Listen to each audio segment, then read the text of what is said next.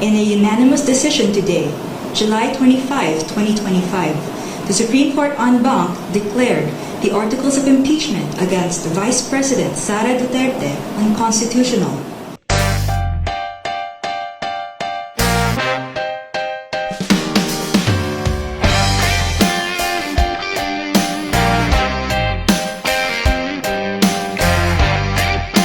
Ayan na, dineclare na ng Supreme Court na unconstitutional ang impeachment complaints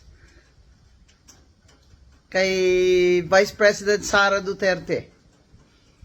Nakasaad po kasi sa ating saligang batas, ang konstitusyon, na ang impeachable officers, kagaya ng Vice President, ay pwede lamang ma-impeach minsan, once lang, sa isang taon, bawat opisyal na impeachable. At ano po ang ginawa dito ni Speaker Romualdez? 4 na complaint po ang pinagfa-file sa isang taon. Hindi lamang 2. 4 talaga. At kaya pinagsagot ang House of Representatives at ang Speaker ng Supreme Court. Sagutin itong mga katanungan ito. Ano nangyari doon sa 3 impeachment complaint? Bakit itong pang-4, ito yung inakyat nyo doon sa Senado? Bilang itong complaint na siyang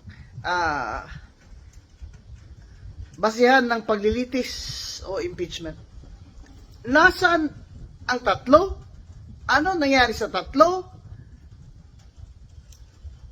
Anong nga komite ang nagpasa nito?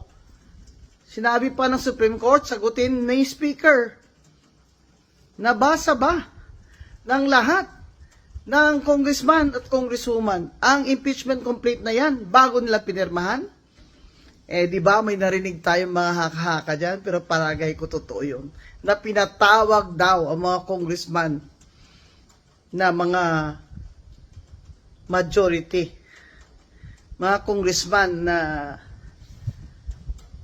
under the thumb of Speaker Romualdez, pinatawag daw at doon sila nagpirmahan. Yung mga hindi pumirma, yun yung hindi pumunta o hindi pinatawag. Kaya, ang tanong ng Supreme Court, nabasa ba ng lahat yung impeachment complaint na yun? Yung pang-4 bago yan pinirmahan ng mga sumang-ayon? Hindi na po sumagot. Yan ho ang problema. Kung ating House of Representatives ay sinasabi niyang siya, ang Speaker, ay hindi po niya sasagutin ang Supreme Court. Abay, ngayon ka lang makakita ng sabi democratic na bansa na ang House of Representatives ay ayang sumagot sa Supreme Court. Sa Amerika na. Pag pinapasagot ng Supreme Court, sasagot talaga lahat ng mga opisyalis ng gobyerno. Aba, ito talagang saksakan na talaga ang kapangyarihan ni Speaker Romualdez sa ilalim ng administrasyon ng kanyang pinsan, ni President BBM. Ito ay isang dagok na naman, hindi lamang dagdagok ito. Saksak ito sa dibdib ni BBM ang ginawa ng pinsan niyang Speaker of the House. Sa pagmamadali nilang talagang tanggalin si VP Sara para wala na siyang kalaban sa 2028, ay lahat ginawa nilang basta, mapadali lang. Kaya ngayon, sasabihin pa ba niya ni Speaker na hindi siya sang-ayon at hindi sila papayag? Ngayon, wala siyang magawa dahil yung Senado, hindi niya uto-uto yan si Senate President Chis Escudero. Siyempre, sasabihin ni Senate President Chis Escudero, salita ng Supreme Court. Ano gagawin namin? Mas mataas pa ba kami sa Korte Suprema? Mas mataas pa ba ang House of Representatives under Speaker Romualdez sa Korte Suprema? BBM, kasalanan po ito lahat ng inyong pinsan. Kaya sana po tanggalin nyo na yan as Speaker.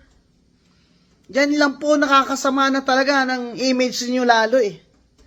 Kasi lahat ng ginawa niya, simula pa dun sa budget na institutionalize na yung lahat ng mga ayuda dun na ginawa nilang In a unanimous decision today, July 25, 2025, the Supreme Court en banc declared the articles of impeachment against Vice President Sara Duterte unconstitutional, noting that it is barred by the one-year rule under Article 11, Section 3, Paragraph 5 of the Constitution, and that it violates the right to due process enshrined in the Bill of Rights.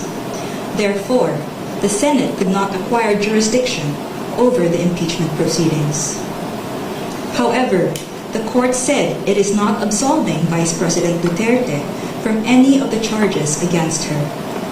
But any subsequent impeachment complaint may only be filed starting February 6, 2026. The case stemmed from 4 impeachment complaints against Vice President Duterte.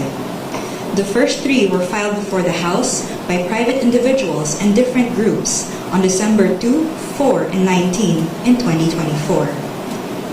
A 4th complaint was lodged by a resolution approved by more than 1/3 of the House members of the 19th Congress on February 5, 2025, which was transmitted as the Articles of Impeachment to the Senate on the same day. This was followed by 2 petitions filed before the Supreme Court challenging its constitutionality. The Supreme Court decision written by Senior Associate Justice Marvic M.B.F. Leonen ruled that all legal issues involving impeachment proceedings are subject to judicial review, considering the nature of the offices and the institutions that are subject to impeachment, its effect on the independence of constitutional departments and organs, and its nature as a constitutional process. The impeachment process is primarily a legal and constitutional procedure, but with political characteristics.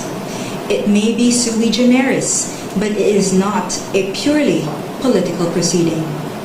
This means that the Bill of Rights, especially the Due Process Clause and the right to speedy disposition of cases, applies to the entire impeachment process, it said. Although the court does not determine whether an impeachable officer may be removed or disqualified from political office, it emphasized that it has the duty to construe the process mandated in the Constitution. In declaring that the articles of impeachment were barred by the one-year rule, the decision differentiated the first 3 complaints from the 4th complaint. The first 3, it said, were filed under Article 11, Section 3, Paragraph 2 of the Constitution, which allows any citizen to file a verified complaint with an endorsement by any House member.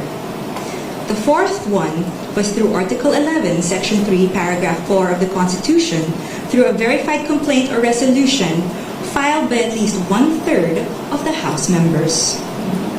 The court took note that the House and the 19th Congress did not act on the first 3 endorsed complaints, which were considered terminated or dismissed upon adjournment of the House. The 3 impeachment complaints were archived and therefore deemed terminated or dismissed on February 5, 2025.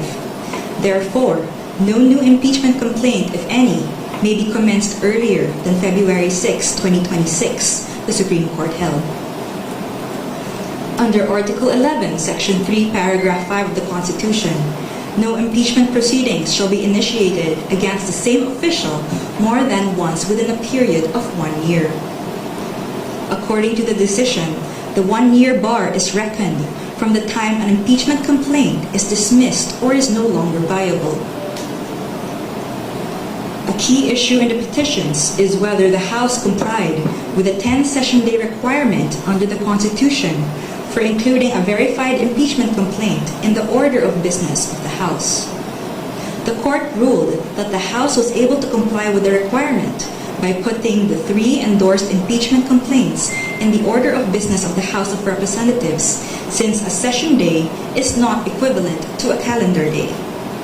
It is a period that starts from a call to order until the session is adjourned, regardless of the passage of time. However, the court reminded the House that Article 11, Section 3, Paragraph 2 of the Constitution clearly requires that a verified impeachment complaint be immediately put in the order of business within 10 session days from its endorsement. The Constitution does not grant either the Secretary General or the Speaker of the House any discretion to determine when this period commences. Consequently, the House of Representatives is not granted any discretion except to refer these matters to the proper committee within 3 session days. However, the House may opt to consolidate all impeachment complaints properly commenced and endorsed within these periods. The court also determined that due process applies to the impeachment process. It laid down the following due process requirements in impeachment proceedings. First, the articles of impeachment or resolution must include evidence when shared with the House members, especially those who are considering its endorsement. Second, the evidence should be sufficient to prove the charges in the articles of impeachment. Third, the articles of impeachment and the supporting evidence should be available to all members of the House of Representatives, not only to those who are being considered to endorse. Fourth, the respondent in the impeachment complaint should have been given a chance to be heard on the articles of impeachment and the supporting evidence to prove the charges prior to its transmittal to the Senate, despite the number of endorsements from House members. The House of Representatives must be given reasonable time to reach their independent decision of whether they will endorse an impeachment complaint. The court, however, has the power to review whether this period is sufficient, but petitioner, who invokes the court's power to review, should prove that officials failed to perform their duties properly. Sixth, the basis of any charge must be for impeachable acts or omissions committed in relation to their office and during the current term of the impeachable officer. For the President and Vice President, these acts must be sufficiently grave, amounting to the crimes described in Article 11, Section 2, or a betrayal of public trust given by the majority of the electorate. For the other impeachable officers, the act must be sufficiently grave that they undermine and outweigh the respect for their constitutional independence and autonomy. And seventh, to ensure that respondent in the impeachment complaint is heard under the requirements of due process in the procedure under Article 11, Section 3, Paragraph 4, the House of Representatives is required to A. Provide a copy of the articles of impeachment and its accompanying evidence to the respondent to give him or her an opportunity to respond within a reasonable period to be determined by the House rules. The Constitution only requires an opportunity to be heard. It is up to the respondent to waive this fundamental right and opt to present his or her evidence at the Senate trial. And B. Make the articles of impeachment with its accompanying evidence and the comment of the respondent available to all members of the House of Representatives. It is the House, not 1/3 of the House, that has the sole prerogative to initiate impeachment complaints. Thus, there must be some modicum of deliberations so that each member representing their constituents can be heard and thus convince others of their position. The transmittal will only take place upon the qualified vote of 1/3 of the House. We quote from the final note of the unanimous decision. It is not our duty to favor any political result.